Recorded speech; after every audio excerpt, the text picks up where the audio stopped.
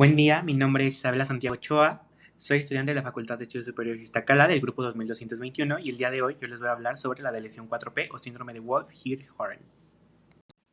El síndrome de Wolff-Hirschhoff o de lesión 4P es un síndrome con un amplio espectro clínico, cuya causa es una deleción distal del brazo corto del cromosoma 4, la cual abarca una región crítica, la cual es 4P16.3, y se va a considerar un síndrome de genes continuos. Respecto a su epidemiología, tiene una prevalencia de menos de 1 en 20.000 a 50.000 recién nacidos. 75% nacen a término y 81% tienen bajo peso a nacer para la edad gestacional, los cuales van a presentar una dificultad para la alimentación y el fenotipo característico del síndrome. Por otro lado, sabemos que va a tener un predominio en el sexo femenino con una relación de 2:1.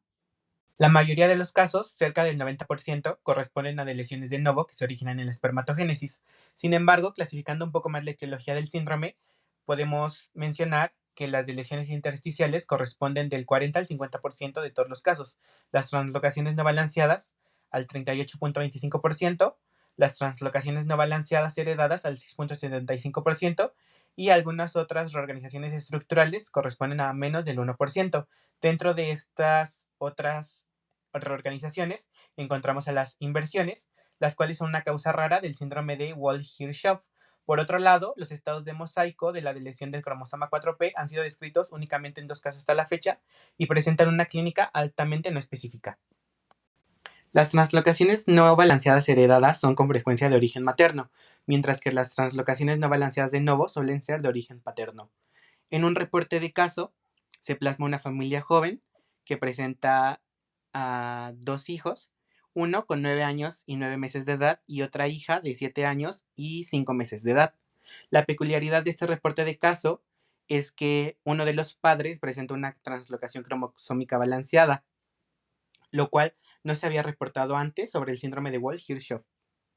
Para abarcar la fisiopatología, ya habíamos mencionado que la región crítica se encuentra en 4P16.3.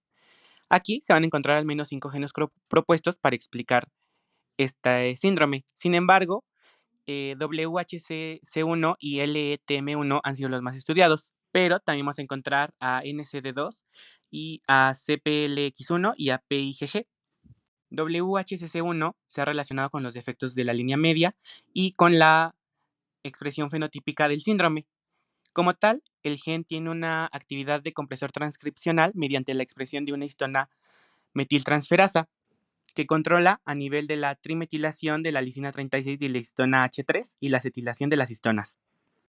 LETM1 está implicado en funciones mitocondriales. En líneas celulares humanas, la eliminación de este gen altera los niveles intracelulares de calcio.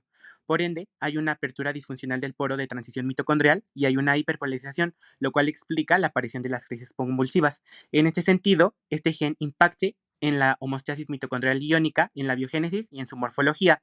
Por otro lado, se ha demostrado que también interactúa con diversas proteínas que regulan los procesos de señalización. Actualmente sabemos que hay múltiples genes que se van a relacionar con la fisiopatología de este síndrome. Por ejemplo, algunos pacientes que presentan de lesiones en el LETM1 no presentan convulsiones. Por ende, hemos descubierto o se han descubierto que hay genes, por ejemplo, como PIGG, que van a ocasionar esta aparición. O por ejemplo, también CPLX1. O, por otro lado, tenemos a SLBP y NLFA, los cuales se van a relacionar con la microcefalia y con el retraso en el crecimiento intrauterino, al igual que el gen que ya habíamos hablado antes, que es WHCC1. Las 4 manifestaciones principales del síndrome son el retraso del crecimiento prenatal y postnatal, epilepsias, un desarrollo neurológico insuficiente en el cual se identifican hipotonía, retraso psicomotor y discapacidad intelectual. Aunado a ello, presentan una facies característica, la cual es en yelmo griego o en perfil de casco de guerrero griego. La facie del síndrome, denominada perfil de casco de guerrero griego, se va a caracterizar porque el paciente presenta una frente alta, cejas arqueadas, hipertelorismo, filum muy corto, gravela prominente y puente nasal ancho. Aunado a las 4 características principales del síndrome de Wolff-Hirschhoff, más del 75% de los pacientes pueden presentar microcefalia, micrognatia hipotrofia muscular, dificultades en la alimentación y orejas hipoplásicas con fosas o apéndices e implantación baja. También pueden presentar hoyuelos presacros en la columna, lo cual es una característica esquelética muy constante en estos pacientes. Entre el 50 y el 75% van a presentar anomalías distintivas en el electroencefalograma, cambios en la piel, dentición anormal, anomalías esqueléticas, asimetría cráneo-facial, piptosis, exoftalmos y estrabismo divergente.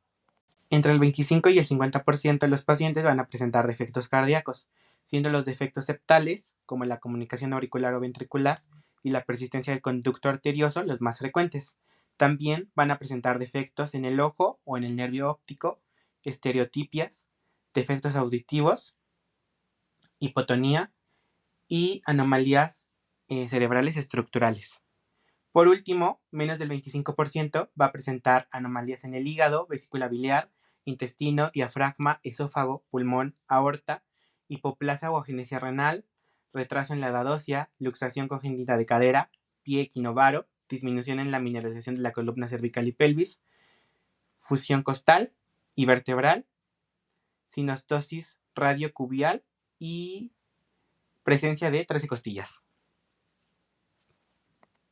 En un reporte de caso del Instituto Nacional de Pediatría, se presenta una paciente femenina de 30 días de vida extrauterina. A la exploración física, la paciente se presenta hipoactiva, con una afasia con la gravela prominente, mancha salmón en la región frontal, cejas escasas y en forma de arco, hipertelorismo, proptosis ocular, implantación baja del pabellón auricular, puente nasal ancho y ampliado, falta de proyección de la pirámide nasal, paladar íntegro, micrognatia, y se presenta un soplo olisistólico de grado 3 para esternal izquierdo, predominante en la región infraclavicular derecha, con desdoblamiento del segundo ruido pulmonar. El abdomen no presenta visceromegalias, genitales externos femeninos, ano permeable. A la exploración dermatológica se encontró dermatosis diseminada en el tronco, extremidades superiores e inferiores, la cual presenta una característica de color azul grisáceo de forma y disposición aberrante. Se le hicieron estudios de laboratorio, los cuales destacan parámetros normales. Por otro lado, los estudios de gabinete, como son la radiografía tóraco-abdominal, presenta cardiomegalia. Por otro lado, la resonancia magnética revela atrofia córtico-subcortical, adelgazamiento del cuerpo calloso y asimetría ventricular. Y por último, el ecocardiograma demuestra una comunicación interauricular. A la paciente se le realiza un MLPA y se llega al diagnóstico de síndrome de Walsh-Kirchhoff o de lesión 4P. En otro reporte de caso se presenta un paciente masculino de 14 días de vida extrauterina, el cual presenta toda la clínica del síndrome de Walsh-Kirchhoff. Sin embargo, presenta hipospadia, lo cual se ha visto que es muy recurrente en los varones, además de la criptorquidia, y en las mujeres se ha descrito la ausencia de útero y vagina. El pronóstico funcional es desfavorable, con problemas de alimentación iniciales y aparición de las crisis compulsivas entre los 6 y 12 meses de edad. La discapacidad intelectual es importante y además 40% puede presentar hipoacusia. El síndrome también implica un riesgo de mortalidad. 20% de los casos mueren durante los 2 primeros años de vida.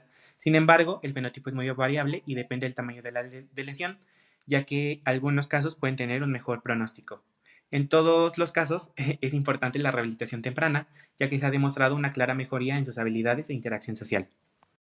El diagnóstico se basa generalmente en aspectos clínicos y se confirma mediante análisis genético clásico y o molecular. Sin embargo, también puede haber un diagnóstico prenatal, como por ejemplo el uso de ultrasonidos, en el cual se van a observar hallazgos característicos del síndrome, los cuales pueden ser la restricción del crecimiento intrauterino, características faciales como la ausencia del hueso nasal y malformaciones fetales mayores como la ectopia renal, defectos cardíacos complejos y anomalías cerebrales y ocasionalmente el labio y paladar hendido.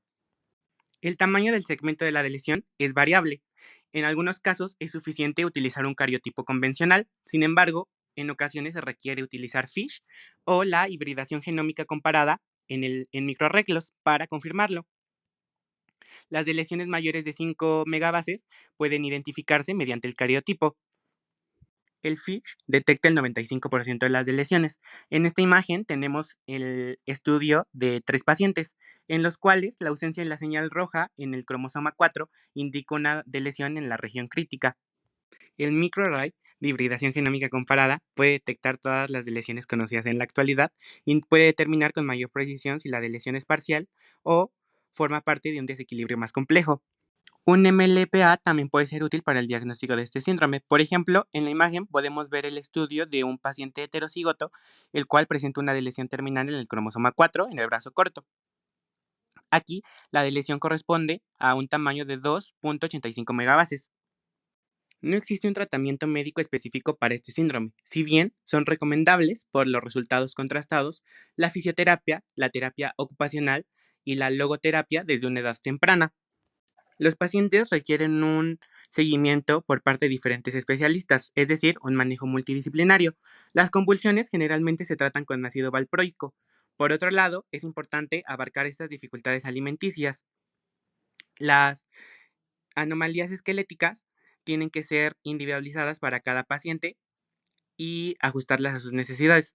Por otro lado, algunas anomalías oftalmológicas, diafragmáticas y gastrointestinales se abordan de manera estándar. También las cardiopatías congénitas y el labio paladar hendido son susceptibles a cirugía.